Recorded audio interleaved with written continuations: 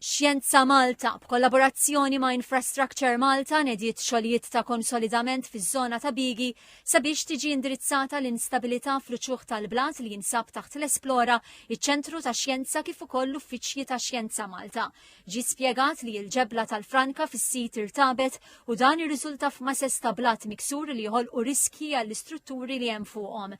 Ix-xogħol ta' konsolidament huwa meħtieġ biex tiġi mħarsa l-integrità tas-sit filwaqt li tiġi żgurata stabilità fit-tul kemm għall-bini kif ukoll għall-ambjent. Il-perit Janis Borch spjegat li f'dan l-istadju jingħalaq l-aċċess ta' taħt l-Esplora minħabba l-periklu li jista' jaqa' xi blat. Ġiet installata wkoll xadba tal-azzar u hoarding. Għaldaqstant, għażmien li ġej l-aċċess ħajkun restritt biex inkunu nistgħu nagħmlu l-interventi neċessarji u nkunu nistgħu nagħmlu dak li jgħidulhom rock anchoring u norbtu l-blat li hemm mhux sikur. Eventwalment irid isir ukoll xogħol ta' restawr fuq il-ħitan ta' swar.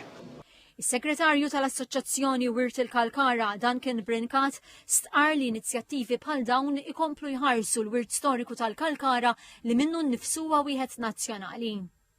L-Assoċjazzjoni tinnota li dan huwa parti minn proġett ta' diversi proġetti oħra li saru f'dan ir-raħal matul dawn l-aħħar perjodi u tħares il-quddiem biex tkompli semma leħena biex isiru anke proġetti oħra importanti fosthom anke r-restawr tal-banijiet li jinsabu fuq l-istess kosta ta' Bigi kif ukoll il-Forti Rikasoli li tant għandu bżonn jiġi restawrat. F'konferenza tal-aħbarijiet il-Ministru għall-Edukazzjoni, l-Isport, iż-Żgħażagħ, ir-Riċerka u l-Innovazzjoni Clifton Grima tkellem dwar l-importanza ta' dan is-sit kemm fl-istorja rikka ta' pajjiżna kif ukoll għas-settur edukattiv.